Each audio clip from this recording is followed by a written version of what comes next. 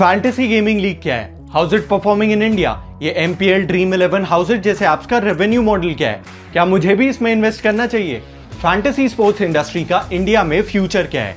अगर आपके मन में भी ऐसे कई सवाल है तो ये वीडियो आपके लिए है और इस वीडियो के एंड तक आपको अपने हर सवाल का जवाब मिल जाएगा। तो देर किस बात की, चलिए शुरू करते हैं। Hello and welcome to all about business. Fantasy sports का ट्रेंड इंडिया में बहुत तेजी से आगे बढ़ने वाला है और अगर आप अभी इस बिजनेस का पार्ट नहीं भी हैं तो भी इस इमर्जिंग इंडस्ट्री और इसके रेवेन्यू मॉडल को समझने के लिए इस वीडियो को एंड तक जरूर देखिए। Many facts are going to surprise you. जैसे इंडिया में पिछले 10 सालों में फैंटेसी स्पोर्ट्स पार्टिसिपेंट 700% से बढ़े हैं, वहीं यूजर्स 2500% से इंक्रीज हुए हैं। 2016 में सिर्फ 16 कंपनीज इस इंडस्ट्री में ऑपरेट कर रही थी और आज ये नंबर 150 के भी पार है। यही वजह है कि इंडिया 13 करोड़ यूजर्स के साथ दुनिया का सबसे बड़ा फैंटेसी मार्केट बन गया है। फिलहाल क्रिकेट सबका फेवरेट फैंटेसी स्पोर्ट है, पर फुटबॉल, हॉकी, कबड्डी का भी क्रेज धीरे धीरे बढ़ रहा है and by 2027 user count 50 crore भी आराम से क्रॉस कर सकता है। अभी चल रहे IPL 2023 की वजह से फैंटेसी स्पोर्ट्स कंपनीज को काफी फायदा हुआ है। ड्रीम 11, माई 11 सर्कल, MPL जैसे कई फेमस कंपनीज को काफी बूस्ट मिला है एंड इट इज एस्टिमेटेड कि इनका ग्रोस गेमिंग रेवेन्यू 3000 करोड़ आराम से क्रॉस कर सकता है।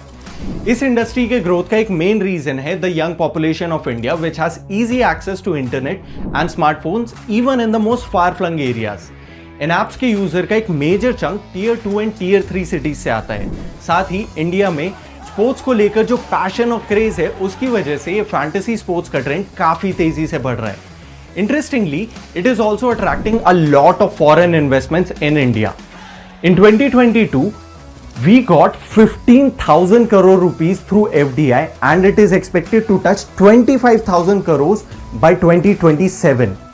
So, ये बात तो साफ है कि fantasy leagues overall Indian economy के लिए बेनिफिशियल है, पर on an individual level one needs to be really cautious about investing in these platforms, क्योंकि इसमें आपको फाइनेंशियल रिस्क भी है और आपको इसकी आदत भी लग सकती है जो आपकी वेलबींग के लिए बिल्कुल सही नहीं है। This game may be habit forming or financially risky. Play responsibly.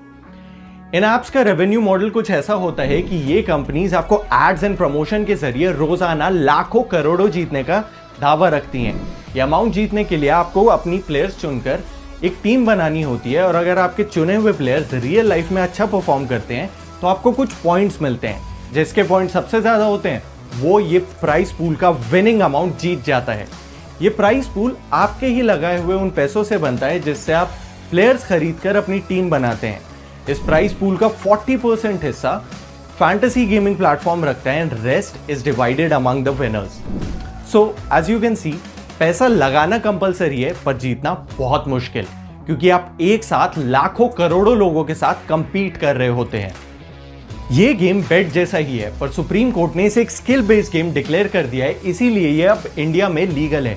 हालांकि कुछ स्टेट जैसे असम, उड़ीसा, आंध्र प्रदेश एटसेट्रा में ये अभी भी स्टेट लेवल पर बैंड है। India is an adult democratic nation, इसीलिए आपको अपना पैसा इन प्लेटफॉर्म्स पर इन्वेस्ट करना चाहिए या नहीं, ये गवर्नमेंट आपके ऊपर छोड़ता है। So friends, whether or not you're investing on money on such platforms, we would like to wish you good luck with your money.